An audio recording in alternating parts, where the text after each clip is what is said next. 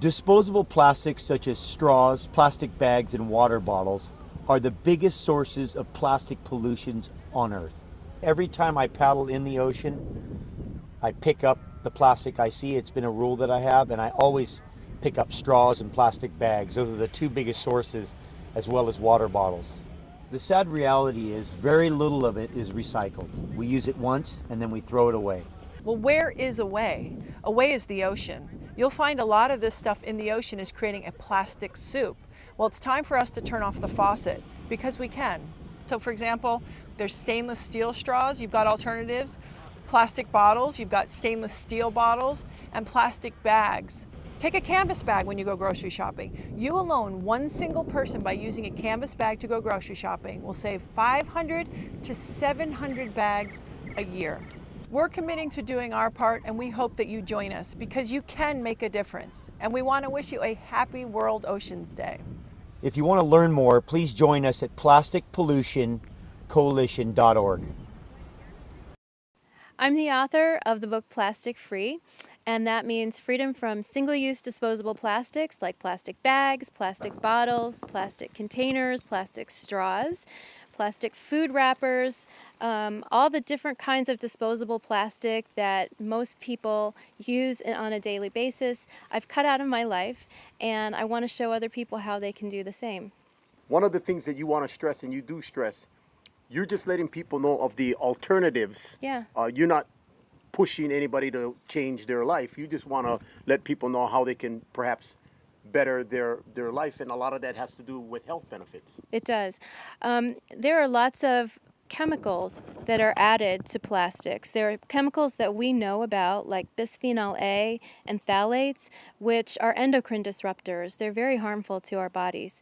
But there are lots of other additives that are put into plastics when they're manufactured, and all of those things can leach out into our beverages and our foods that we eat.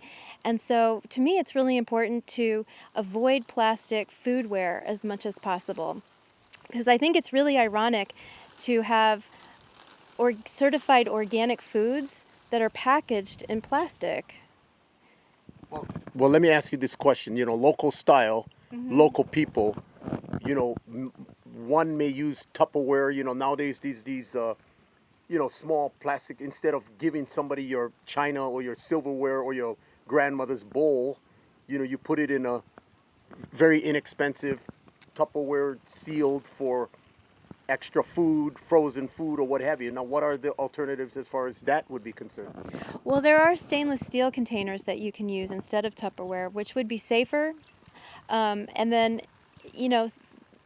one thing that you can do if you want to give something away to somebody and not get it back is to use glass jars. We use glass mason jars in our house for just about everything, for storing leftovers in the refrigerator, for storing food in the cupboard, even for storing food in the freezer. You can freeze in glass as long as you don't fill it all the way up, and as long as you don't subject it to extreme temperature differences. So that's a really good. I have a friend, Danielle, who takes a glass mason jar with her whenever she goes out to a restaurant in case she has leftovers or leftover salsa or something like that to bring home. It's very interesting because your degree or your background has nothing to do with what was your passion as far as becoming plastic free. There is a story that's out there as far as seeing one of our wildlife, in this case an albatross, and you see plastic and what have you. Being an island community and an island, we realize what many plastics have done to the marine life, visibly.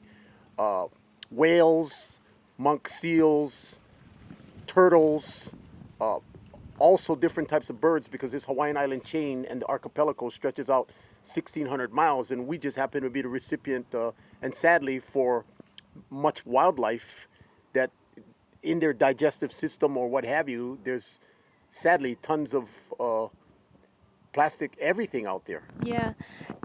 Back in 2007, I saw a photo of a dead albatross chick that was just completely full of plastic pieces, and it utterly broke my heart. I mean, I had never seen anything like that before, and I'd considered myself an environmentalist for a long time, but it hadn't really translated into action in my personal life.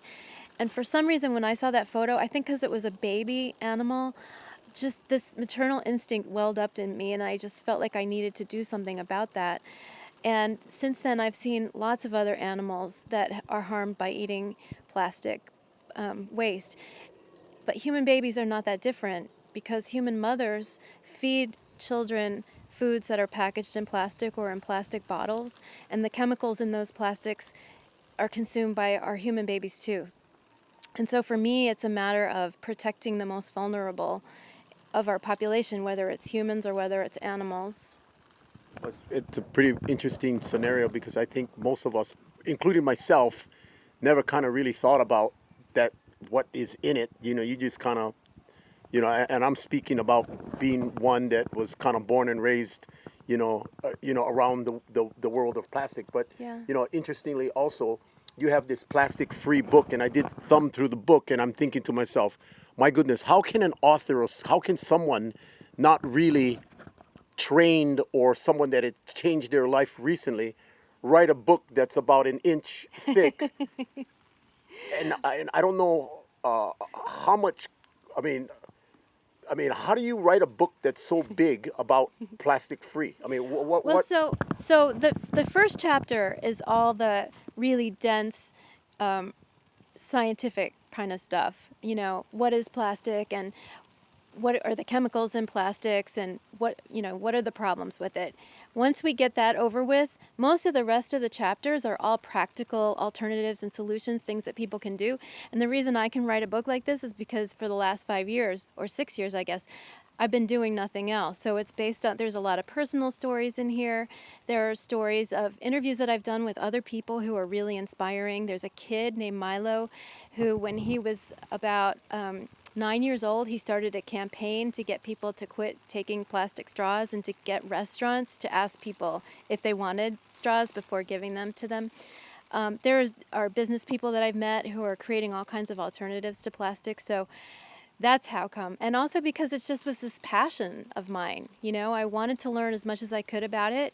And I have a blog, myplasticfreelife.com, which is where a lot of this material, which is where I wrote a lot of this material to begin with. You know, as I would do experiments and try this and try that, I would put it on my blog. So then I had a lot of the material for the book already. But there is new stuff in here that you won't find on the blog. Well, no pun intended, but it seems as though there's so much information out there that you could literally write a book.